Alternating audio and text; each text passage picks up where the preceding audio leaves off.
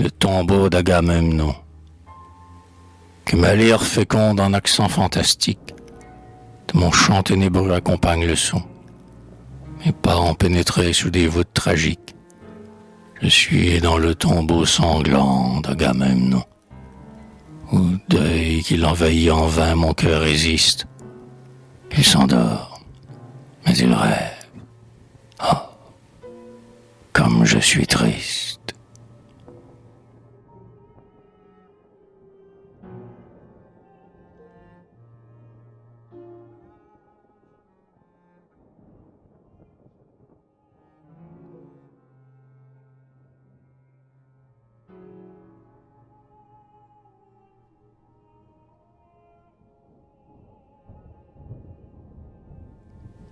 Comme elle vibre loin à l'harpe d'or antique, dont j'entends seulement les éternels échos.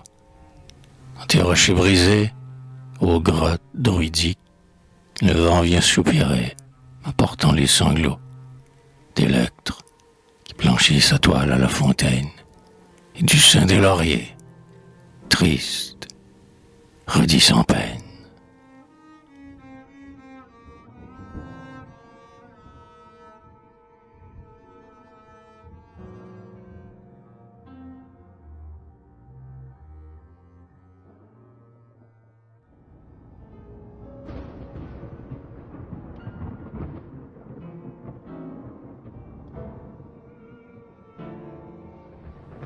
Ici, se disputant avec la diligente, Arachné, le zéphyr arrache ses filets. Ici le thym répand sa senteur pénétrante. Ici le vent parcourt les monts demi-brûlés et chasse les duvets des fleurs de ces décombres qui viennent dans la tombe errer comme des ombres.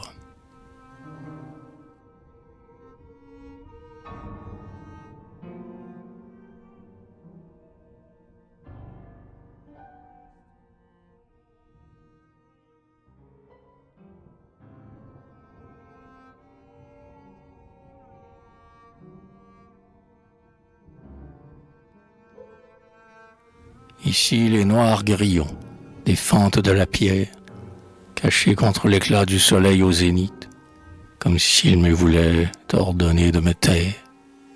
Siffle. C'est donc ainsi qu'un rhapsode finit. Par ce grand sifflement qui détombe au silence, qui semble la voix et l'hymne du silence.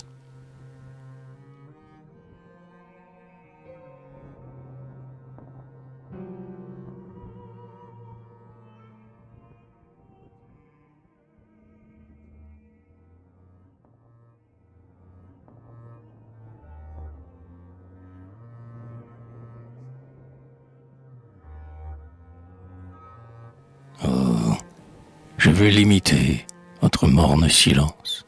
Atride, qui dormait gardé par les grillons. Je ne rougirai plus de voir mon impuissance. Mes rêves suspendront leur fol essor d'aiglon. Je suis profondément humble, mortel infime, au tombeau de l'orgueil, de la gloire et du crime.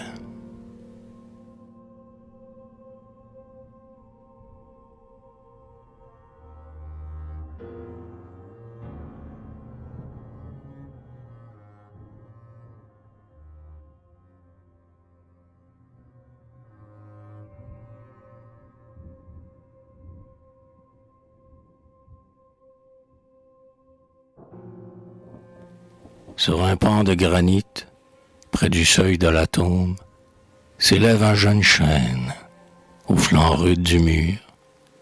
Le moineau l'a semé sans doute ou la colombe. Ses tendres rameaux verts forment un voile obscur. Au rayon du soleil, il barre le passage. Je cueillis une branche à ce triste feuillage.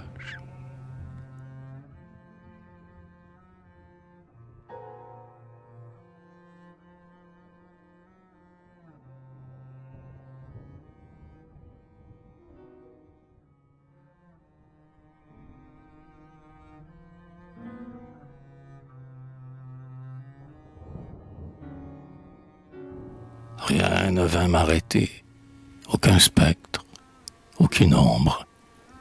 Dans les feuilles du chêne, aucun gémissement. Mais le soleil, entrant dans le sépulcre sombre, radieux, à mes pieds jaillit subitement.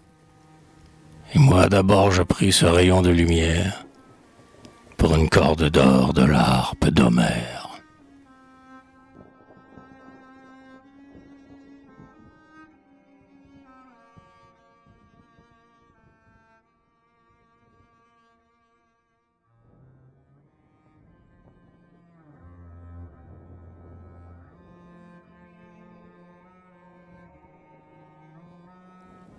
Et soudain j'avançai ma main dans les ténèbres pour saisir ce fil d'or, le tendre, et tout tremblant, lui faire sous mes doigts pleurer en son funèbre l'immense vanité des tombeaux, le néant silencieux des morts. Dans ma main palpitante, sans gémir, cette corde éclata, frémissante.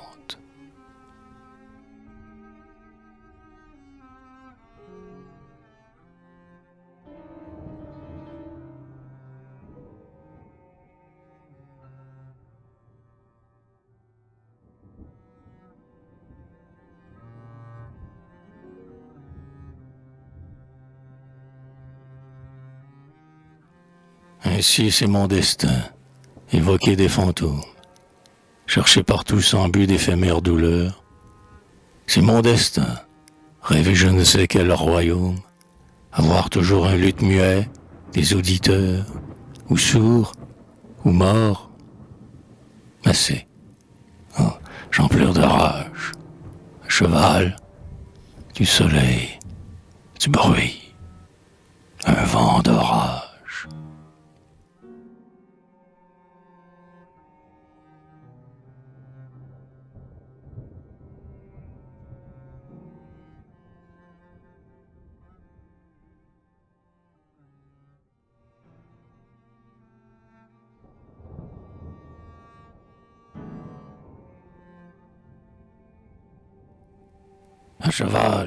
À cheval, parmi ces lauriers roses, coulant seul dans le lit desséché du torrent, l'œil en pleurs, méprisant les hommes et les choses, comme un damné poussé par l'éclair et le vent.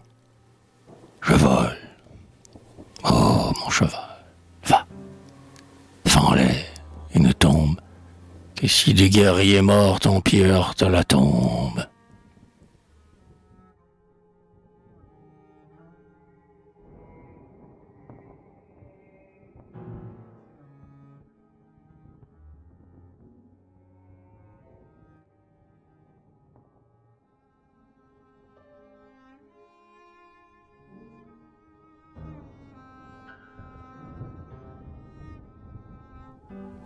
Ô Thermopyle, non, c'est à Chéronée que nous devons aller tomber, ô mon cheval, car je suis d'un pays où, vite abandonné, l'espérance est un rêve, un fantôme banal. Non, mon coursier ne peut avoir peur d'aucun autre que du vaste tombeau qui rappelle le nôtre.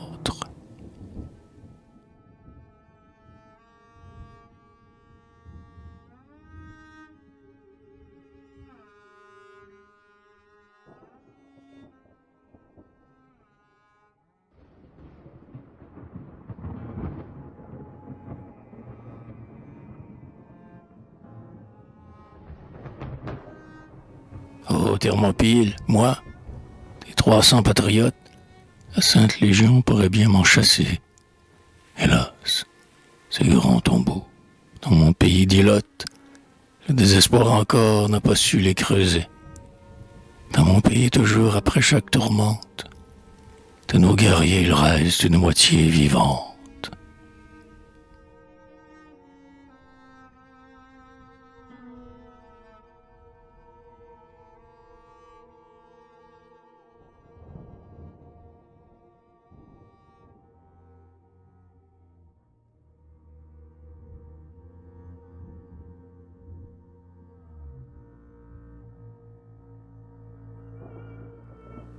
Ô Thermopyle, non, je n'ai pas le courage d'arrêter mon cheval où gît ces grands morts. Il me regarderait avec un tel visage que mon cœur saignerait de honte et de remords. Mais de la Grèce on voit là-bas l'ombre hautaine, et j'irai l'affronter et lui montrer ma chaîne.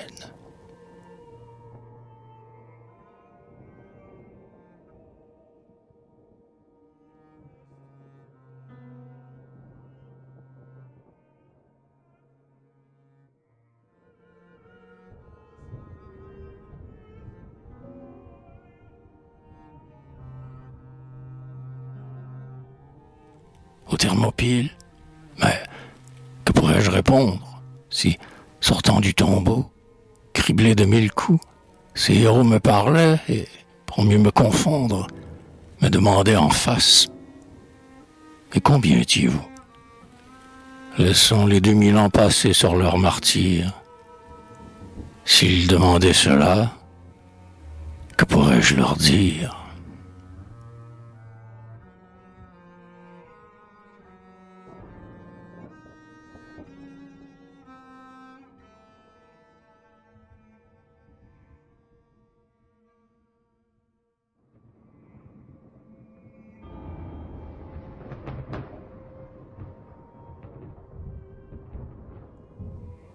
Au Thermopyles, et son costume écarlate, en ceinture aux plis d'or que gît Léonidas, n'est-il pas là tout nu, le corps du Spartiate, nu comme un immortel sculpté par Phidias? Et le peuple longtemps pleura sur cette tombe, et l'encens et la coupe et la triple hécatombe.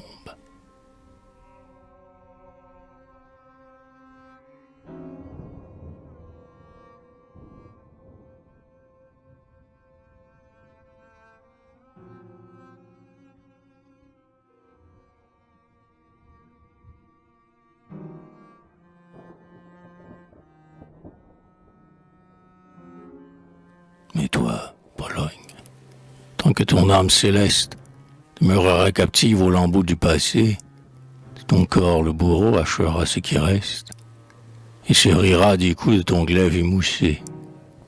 Ton corps aura sur lui la hyène carnassière et la bière, et les yeux ouverts dans cette bière.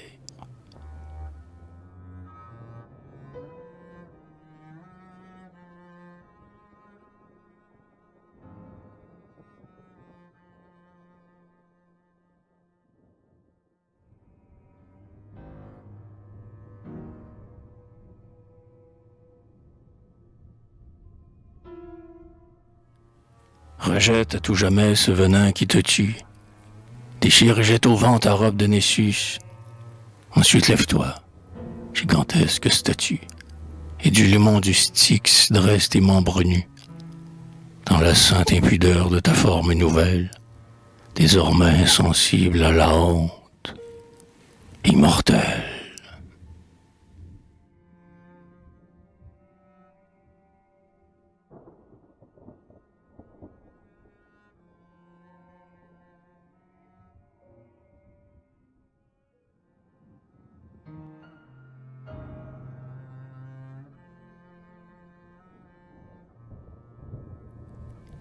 Vers le septentrion que du tombeau s'élance une nation libre, et qu'on tremble en voyant que l'épreuve du feu, cette statue immense, est faite d'un seul bloc, que son front effrayant est couronné d'éclairs, que son regard défie la mort, que son visage a l'éclat de la vie.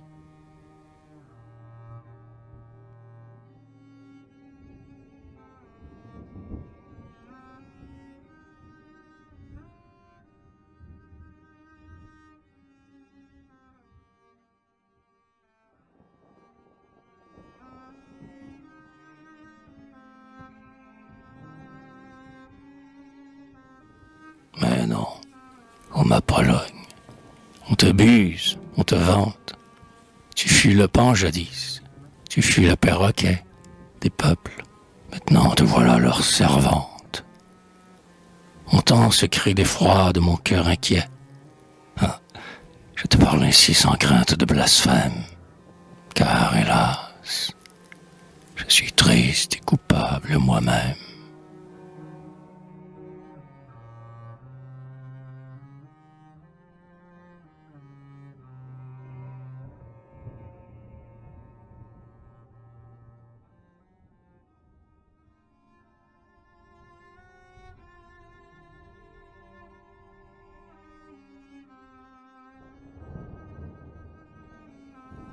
Maudis-moi, et mon âme, huminée d'hérité, saura te flageoler de son fouet moqueur.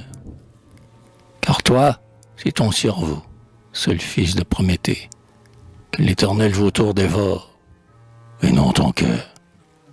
Dans ton sein palpitant, mon verre sanglant se plonge. J'y vais chercher ton âme et ma muse la ronge.